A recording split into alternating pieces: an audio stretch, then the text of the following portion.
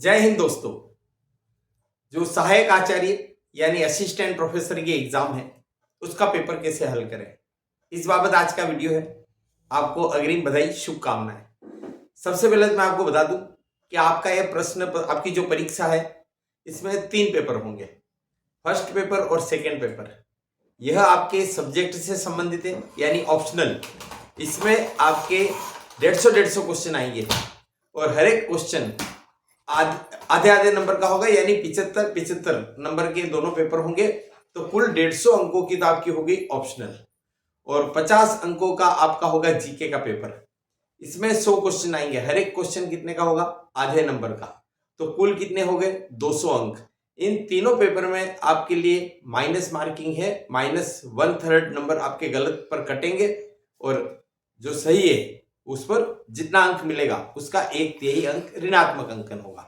यहां पर आपको बता दें कि रिटर्न एग्जाम में जो भी क्वालिफाई होंगे तो जितनी पोस्ट है उसका लगभग 3 गुना को इंटरव्यू के लिए बुलाया जाएगा और इंटरव्यू 24 अंकों का है, यानी आपकी मेरिट डिसाइड होगी 224 अंकों से। तो ये मैंने पूरा आपको सिस्टम बता दिया है कि आपकी परीक्षा में क्या सिस्टम रहेगा।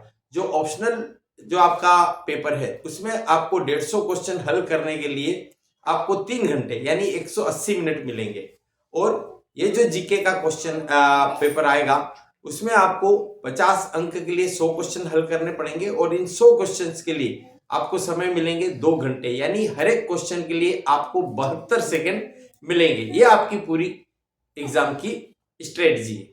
अब परीक्षा हाल में आप जाते हैं तब आपको पेपर कैसे हल करना, तो यहाँ पर मैं आपको टिप्स बता रहा हूँ जीके एग्जाम की। तो जीके में जो आपका सिलेबस है देख लीजिए, उसमें पूरा के पूरा राजस्थान से रिलेटेड है, यानी राजस्थान का इतिहास, कला, संस्कृति एवं साहित्य, राजस्थान का भूगोल, राजस्थान की राजनीतिक प्रशासनिक व्यवस्था, राजस्थान की अर्थव्यवस्था और राजस्थान का समसामयिक।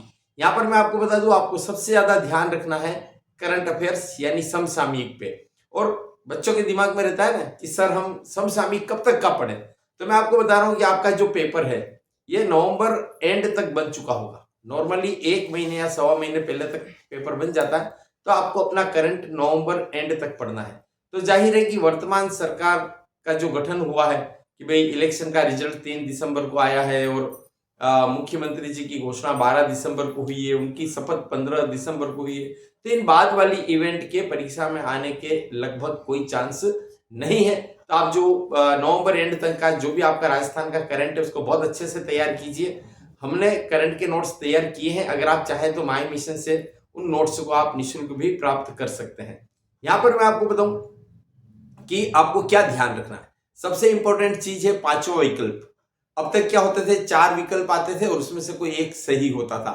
और अगर आप कोई गलत अटेम्प्ट करते थे तो माइनस मार्किंग, और अगर आप अटेम्प्ट नहीं करते थे तो कोई प्लस नहीं कोई माइनस नहीं, मतलब 0। अब ये अनिवार्य कर दिया गया है फर्जीवाड़े को रोकने के लिए, ताकि परीक्षा की शुचिता बनी रहे और कैंडिडेट्स में भरोसा बना रहे। तो 5वां आपका क्या है, अनुत्तरित, यानी आप उस प्रश्न को अटेम्प्ट नहीं कर रहे, आप उसको छोड़ रहे हैं। तो ऐसे में आपको उससे संबंधित सर्किल भरना अनिवार्य होगा। याद रखिए, अगर आपने 10% से ज्यादा ऐसे प्रश्न जो अटेम्प्ट नहीं किए हैं और उनके सर्किल नहीं भरे हैं तो आपको परीक्षा से डिबार कर दिया जाएगा। अगर उससे कम ऐसा हुआ है तो माइनस मार्किंग में जाएंगे। तो इस बात का आपको विशेष ध्यान रखना है। और जो माइनस मार्किंग है ना, पेपर हल करते समय रिस्क लीजिए, कोई दिक्कत नहीं, लेकिन कैलकुलेटेड रिस्क। ऐसी रिस्क मत लीजिए कि माइनस मार्किंग की वजह से आपका सिलेक्शन होते होते रह जाए। और यहां पर एक चीज आपको और ध्यान रखनी है, जब हम परीक्षा हॉल में पेपर अटेम्प्ट करते हैं क्वेश्चंस को, तो कई बार हमारी मेंटेलिटी होती है कि अरे हम सभी प्रश्नों का हम क्या करें, पहले तो टिक लगा देते हैं और बाद में इकट्ठे सबके एक साथ सर्किल भरेंगे। याद रखिए, उसमें बहुत बड़ी गलती क्या होती है, कई बार आपने 7वें प्रश्न का सर्किल भर दिया 8वां, 8वें का भर दिया 9वां, 9वें का भर दिया 10वां, तो पूरी सीरीज क्या होती है, डिस्टर्ब हो जाती है। और भले आपके सही होते हैं लेकिन फिर भी माइनस मार्किंग में और गलत हो जाते हैं। और आप जान रहे हैं कि आप इसमें करेक्शन का तो कोई आपके पास रास्ता है ही नहीं। तो जैसे जैसे क्वेश्चन हल करते जाए उससे कंसर्निंग सर्किल को भी भरते जाए। वैसे त्रुटिवश हमेशा गोला भरे लिखा जाता है, जबकि गोला त्रिविमीय होता है और सर्किल 2 डायमेंशनल होता है। यहां पर मैं आपको बताऊं कि जब आप प्रश्न हल करते हैं आपको पता होना चाहिए कि आपके एग्जाम में आपके सब्जेक्ट में पिछली बार की कट ऑफ कितनी रही है। उस कट ऑफ से आप लगभग 5% प्लस मान के चलिए, इससे ज्यादा कट ऑफ नहीं जाएगी।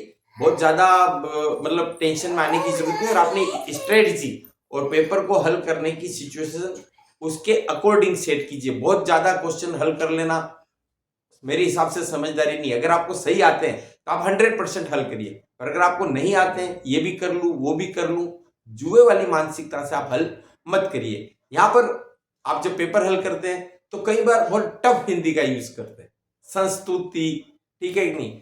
तो इस तरह के ऐसे बहुत सारे ऐसे शब्द है जो मैं इस शॉर्ट वीडियो में नहीं बोल पाऊंगा, तो आप इंग्लिश वर्जन जरूर देख लीजिए, क्योंकि जब भी कंट्रोवर्सी होगी ना, तो उस प्रश्न पत्र का जो अंग्रेजी वाला पार्ट है, उस क्वेश्चन को अंग्रेजी में कैसे पूछे गए हैं, ऑप्शन अंग्रेजी में क्या दिए गए, वही जस्टिफाई होंगे, वही सच माने जाएंगे। और आप जानते हैं कई बार हिंदी भले हमको टफ लगती है, और उसके इंग्लिश वर्जन को देख लेते हैं तो हमें क्लियर हो जाता है कि वास्तव में इस प्रश्न में क्या पूछा जा रहा है और हमारा ऑप्शन कौन सा सही होना चाहिए। यहां पर मैं आपको एक बात और बताऊंगा, स्पीड आप शुरू से मेंटेन रखिए। आपको जो 72 सेकंड मिल रहे हैं ना, क्वेश्चन भी पढ़ना है, उससे संबंधित ऑप्शन भी पढ़ने हैं, उसको समझना भी है, और उसके हिसाब से सर्किल भी भरना है। और चूंकि आप सहायक आचार्य का एग्जाम दे रहे हैं, बहुत इजी एग्जाम नहीं है कि यूं आप हलवा समझ लो कि क्या है हो जाएगा। कई बार तो आपको प्रश्न को 2-3 बार पढ़ेंगे तब जाकर खबर पड़ेगी कि अरे इस प्रश्न में क्या पूछा है, ठीक है। तो आप शुरू से स्पीड मेंटेन करिए। शुरुआत में तो अपन चलते हैं बिल्कुल ढीले ढाले, 9 दिन चले 2.5 कोस, और बाद में जैसे जैसे समय बढ़ता जाता है हम पर एक प्रेशर तनाव हावी हो जाता, जल्दबाजी में फिर हम क्या करते हैं, कुछ प्रश्न आ रहे होते हैं उनको भी उत्तर हम गलत कराते हैं और फिर अफसोस करते हैं, ठीक है। और फिर यहाँ पर एक चीज और देख लीजिए कि पेपर को हल करते समय आप कैलकुलेटेड रिस्क का क्या मतलब है। अगर आपको लगे कि मुझे रिस्क लेना ही है, चलो मैं 5 क्वेश्चन या 10 क्वेश्चन पे मैं रिस्क लेना चाह रहा हूँ, यानी तुक्के लगाना चाह रहा हूं, तो तुक्के भी थोड़ा सोच समझ के लगेगी कि उनके सही होने के चांस ज्यादा रहे। तुक्के इसलिए भी लगाने चाहिए कुछ कुछ, क्योंकि आप जानते हैं कि अगर 3 प्रश्न आपके गलत निकले और एक प्रश्न सही हो गया तो उन चारों का एवरेज मिला के क्या होगा, 0, यानी लॉस नहीं होगा। लेकिन अगर उन 3 में से मतलब 4 में से 2 सही हो गए और 2 गलत हो गए तो आप बेनिफिट में रहेंगे। तो थोड़ा कैलकुलेटेड रिस्क लीजिए। यहां पर आप बात मानिए कि प्रश्न को पढ़ते हैं और जो ऑप्शन सबसे पहले आपके मन में क्लिक होता है कि यही है राइट चॉइस बेबी, आहा, तो यकीन मानिए उस प्रश्न के उत्तर सही होने के चांस काफी ज्यादा होते हैं। इसलिए मन की बात जरूर सुनिए। प्रधानमंत्री जी मन की बात कहते हैं, हम सुनते हैं ना, तो कभी कभी हमको अपने मन की बात भी सुन लेनी चाहिए। यहां पर देखिए सामान्य तौर पर एक ऑप्शन होता है उपरोक्त सभी सही है, तो ऐसे में इस ऑप्शन के सही होने के चांस ज्यादा होते हैं। ये देखिए तुक्कों की टिप्स है ना, 100% ये चीज सही बैठे ऐसा मैं आपको गलत भरोसा नहीं दिलाऊंगा, पर ये ऐसा सही होता है। आजकल क्या होता है, कंप्यूटर में ऑप्शंस जो होते हैं उनको रेंडमाइजेशन करते हैं, तो कई बार होना क्या चाहिए, पहला दूसरा तीसरा ऑप्शन और चौथे नंबर पर आना चाहिए उपरोक्त सभी सही है।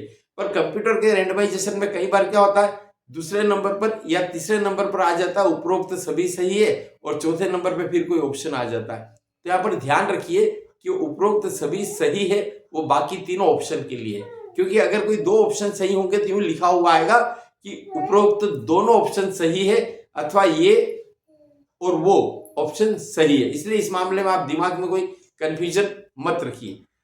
एक तुक्का ये भी बैठता है कि जो थोड़ा सा लंबा ऑप्शन होता है, अगर आपको उसका उत्तर नहीं पता और आप अटेम्प्ट करना चाह रहे हैं तो लंबे ऑप्शन के लिए सही होने का चांस ज्यादा होता है। किसी किसी ऑप्शन में कुछ विशेष जानकारी दी हुई होती है तो उसके भी सही होने के चांस होते हैं। अब आपको पेपर हल करते समय क्या सावधानियां रखनी है, तो मैं आपको बता दूं कि एक तो आप ध्यान रखिए उपरोक्त में से कौन सा ऑप्शन असत्य है या कौन सा सही नहीं है।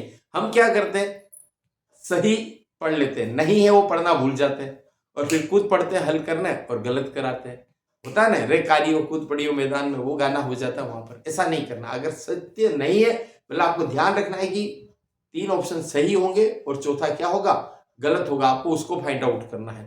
यहाँ पर एक चीज ये भी आपको देखनी, सुमेलित करने में बहुत ज्यादा प्रेशर में आने की जरूरत नहीं। आप ऑप्शन देखिए, उसमें से अगर कोई एक आध भी आपके दिमाग में सेट हो रहा होता है तो बाकी 2 या 3 अपने आप सही हो जाते हैं। सही कूट का चयन कीजिए। जरूर मैं इसको थोड़ा चैलेंजिंग मानता हूं।